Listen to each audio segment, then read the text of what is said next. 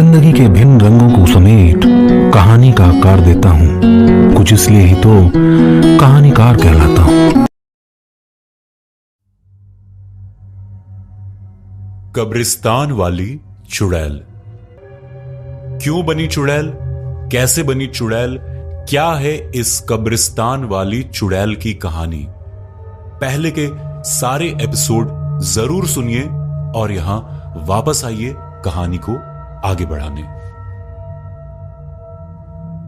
दीपक के कुछ समझ नहीं आ रहा था। दीपक ने भी माजरा समझने के लिए मोहिना के जिस्म को जैसे ही छूकर चित पलटा, वो जोर जोर से रोने लगा।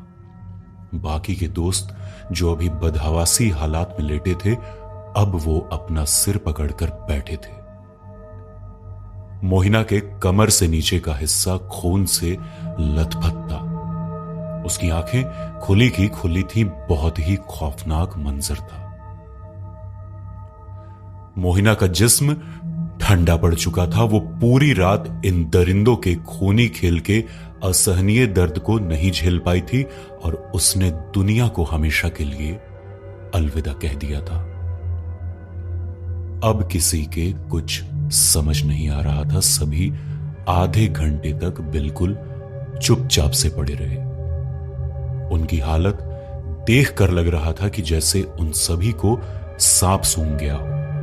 लगभग 20 से 25 मिनट तक ऐसे पड़े रहने के बाद अचानक लखविंदर सिंह रोने लगा और रोते रोते कहने लगा, अब कोई भी नहीं बचेगा, हम सब बर्बाद हो जाएंगे, पुलिस किसी को नहीं छोड़ेगी। चुप, एकदम चुप, पागलों जैसी बातें मत करो।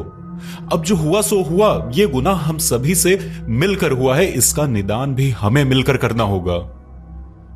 दीपक कप्सूरी जो अब तक मुंह में दही जमाए बैठे था, उसने कहा, भाई उसकी जान जा चुकी है, हमारे पास कोई रास्ता नहीं है। उसके नाक से लगातार रक्त का रिसाव हुआ है। उसके मरने का एक कारण यह भी है। बिट्टू ये कहकर चुप हो गया। मेरी बात अभी ध्यान से सुनो और जैसा मैं कहता हूं वैसा करो तो हम लोगों को कुछ नहीं होगा। लखविंदर की इस बात ने सभी का ढांढस बढ़ाया। तू कहना क्या चाहता है? बिट्टू बोला, देखो जो होना था वो तो हो चुका है। अब हमें धीरज से काम लेकर इस परेशानी से निजात पाना होगा। वो सब तो ठीक है, लेकिन ये होगा कैसे? ध्यान से सुनो। इस गेस्ट हाउस में मेन गेट के पास एक गोदाम है, वहां फावड़े और गेती देखी थी। ये कहकर लखविंदर उन सभी को योजना समझाता है और सभी को अपना अपना योगदान करने को कहता है। योजना के हिसाब से लखविंदर और बिट्टू मोहिना के शव को एक बोरी में डाल देते हैं। बोरी का सिरा मजबूत रस्सी से बांधकर कब्रिस्तान की तरफ बढ़ चलते हैं। दीपक कप्सूरी और अभिषेक शर्मा फावड़े और गैती के साथ उनसे 100 मीटर का फासला बनाकर आगे आगे चल रहे थे। सुबह 5:30 बजे का वक्त था और मूसलाधार बारिश होने की वजह से इंसान तो दूर की बात, कोई जानवर भी नहीं दिख रहा था। एक तो बारिश और ऊपर से ये ठंड का मौसम। बहुत कठिनाई हो रही थी शव को उठाकर ले जाने में। हालात ये थे कि मरता क्या न करता। थोड़ी बहुत दिलेरी और थोड़ी हिम्मत करके सभी कब्रिस्तान के अंदर थे। बिट्टू और लखविंदर ने बिना मौका गंवाए गेती से खुदाई शुरू कर दी। इनमें से कोई भी व्यक्ति इस कार्य का ना तो आदी था ना ही अभ्यस्त, इसलिए गड्ढे को खोदने में लगभग 25 मिनट लग गए। वो तो शुक्र हो कि बारिश की वजह से मिट्टी गीली थी तो ज्यादा वक्त नहीं लगा और चारों ने बारी बारी मिलकर झटके से गड्ढे खोद दिए। चारों ने हाथ लगा लगाकर लाश को उस गड्ढे में ठिकाने लगा दिया। गड्ढे में लाश को डालने के बाद मिट्टी से ढकने का कार्य जारी था। अभी कुछ मिट्टी डाली ही थी कि अचानक कब्रिस्तान के एक कोने पर हलचल हुई। इस हलचल ने इन चारों की सिट्टी पिट्टी गुम कर दी। कोई भी अपनी जगह से नहीं हिल पा रहा था। कुछ वक्त बाद टॉर्च की रोशनी के साथ कोई उनकी तरफ बढ़ने लगा। ये देखते ही चारों एक साथ उठे और लखविंदर के भागो कहते ही सभी सारा सामान वहां छोड़कर भागने लगे। ये देखकर टॉर्च वाला इंसान भी उनकी तरफ भागने लगा। सभी कब्रिस्तान के दूसरे छोर की तरफ सर पर पांव रखकर भागे थे। उस टॉर्च वाले व्यक्ति ने भी पूरा जोर लगा दिया था कि कम से कम एक को तो पकड़ ही लेगा और इतनी सुबह कब्रिस्तान में यहां ये क्या करने आए थे उसका पता लगाएगा। कुछ कदम जोर से भागते ही अचानक टॉर्च वाले इंसान का पांव एक गड्ढे में पड़ता है, जो कि बारिश की वजह से पानी से भरा हुआ होता है और अपना संतुलन खोकर मुंह के बल गिर जाता है। उसका टॉर्च भी जमीन पर गिर जाता है और उसका प्रकाश उस अज्ञात व्यक्ति के मुख पर पड़ता है। अहमद मियां, अरे ये तो फहीम अहमद मियां है जो कब्रिस्तान के गार्ड हैं। ये कहते ही बिट्टू और उसके अन्य साथी कब्रिस्तान की चारदीवारी फांदकर भाग पड़े। दोबारा खड़े होकर फहीम कुछ देर तक उनके पीछे भागा, लेकिन उम्र के इस पड़ाव पर था कि वो कब्रिस्तान की चारदीवारी फांद कर दूसरी तरफ नहीं जा सकता था। लेकिन उसने भागते हुए 4 लोगों को देखा था। फहीम मियां ने खुद को संभाला और उस तरफ चल दिया जिस तरफ वो लड़के कुछ देर पहले एकत्रित थे। वहां जाकर हस्तप्रबड़ रहा जाता है कि वहां जमीन खोदने के कुछ सामान भूमि पर इधर उधर पड़े हुए थे और वहीं पर एक गहरा गड्ढा भी मौजूद था, जिसे देखकर अनुमान लगाना मुश्किल नहीं था कि ये कुछ देर पहले उन 4 युवकों द्वारा खोदा गया है।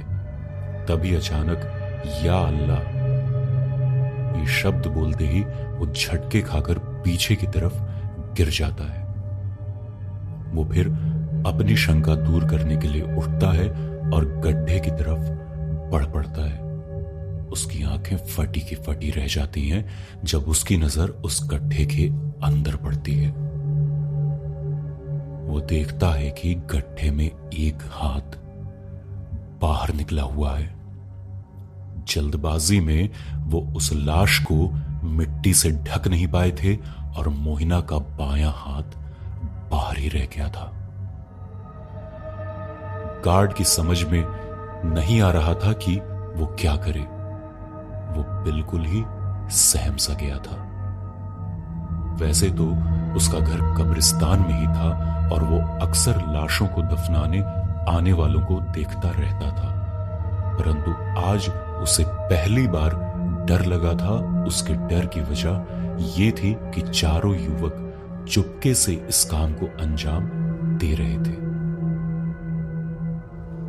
रात के अंधेरे में यहां किसी की लाश को दफनाना बिल्कुल ही मना था। वो लोग इसे देखते ही भाग खड़े हुए थे। इसका मतलब जरूर दाल में कुछ काला है। फहीम मियां के समझ नहीं आ रहा था कि वो करे तो क्या करे। अगले ही पल वो बुदबुदाने लगा कि क्या मैं हिम्मत करके लाश को देखूं? नहीं नहीं, कहीं ये मर्डर हुआ तो मुझे पुलिस को बताना चाहिए। काफी देर मानसिक उथल पुथल के बाद उसने निश्चय किया कि एक बार उसे देखना ही चाहिए कि आखिर मिट्टी के नीचे कौन दबा हुआ है। क्या पता उसकी सांसें चल रही हों तो उसे जिंदगी जीने का एक और मौका मिल जाए। गार्ड फहीम मियां ने अपने दोनों हाथों को ऊपर किया और अल्लाह से दुआ करते हुए कहा, हे खुदा, इस बंदे पर रहम कर और मुझे हिम्मत दे कि मैं इस परिस्थिति का सामना कर सकूं। ये कहते हुए फहीम मियां गड्ढे में उतर गए और उस लावारिस जिस्म के ऊपर से मिट्टी हटाने लगे। लगभग सारे शरीर की मिट्टी हटाते हुए जैसे ही चेहरे की मिट्टी हटाता है, वो कुछ क्षण के लिए होश खो बैठता है और बोलता है, हे खुदा, देखी तेरी खुदाई, तुझे इस बच्ची पर रहम ना आई। ये कहते ही वो बिलख कर रोने लगता है। थोड़ी देर बाद उसकी आंखें शर्म से झुक जाती हैं जब उसकी नजर मोहिना के गर्दन से नीचे पड़ती है। मोहिना निर्वस्त्र थी। उसके जिस्म पर एक भी कपड़ा नहीं था। वो भागकर कब्रिस्तान के एक छोर की तरफ जाता है जहां उसका कमरा था। वहां से वो एक चादर ले जाकर मोहिना के जिस्म पर डाल देता है। हे खुदा, ये तो मोहिना है। अक्सर मैंने इसको मस्जिद के पास खेलकर बड़े होते हुए देखा है। मस्जिद के सामने ही इसका घर है। अब मैं इसके घर वालों को क्या जवाब दूंगा? मैं उनसे कैसे कहूंगा कि ये मासूम किसी के दरिंदगी का शिकार बन गई और अब इस दुनिया में नहीं रही? आखिर इस फूल सी बच्ची ने उनका क्या बिगाड़ा था? यही सब कुछ देर तक फहीम मियां सोचते रहे और अपने आप को संभालते हुए निर्णय लिया कि पहले पुलिस को बताना उचित रहेगा, क्योंकि मोहिना के अब्बू और अम्मी आ गए तो उनको वो अकेले संभाल नहीं पाएगा और असंभव सा हो जाएगा। फहीम मियां के एक कॉल से ही पुलिस आ गई थी और उनके साथ मोहिना के अम्मी अब्बू भी थे। जहां मोहिना की अम्मी का रो रो कर बुरा हाल था, वहीं दूसरी ओर मोहिना के अब्बू के कुछ समझ नहीं आ रहा था कि वो क्या करे। वो बस इसी उधेड़बुन में लगे रहे कि इतनी मेहनत जिसके लिए कर रहे थे अब वो ही नहीं रही। जिसकी निकाह के ख्वाब आंखों में सजाए जी रहे थे, अब वो खुद ही कैसे उनकी आंखों से हमेशा के लिए ओझल हो गई। उनको कुछ समझ नहीं आ रहा था। अभी वो ये सब सोच ही रहे थे कि पुलिस के साथ फोरेंसिक डिपार्टमेंट वाले आकर मोहिना के शव को अपने कब्जे में ले लिया और पंचनामा करके आगे की कार्रवाई के लिए चले गए। मोहिना के अब्बू भी उनके साथ ही चले गए। अगली सुबह और भी भयानक और काली सुबह थी। तो अब क्या होगा आगे? आप भी चल आइएगा आगे की कहानी जानने के लिए।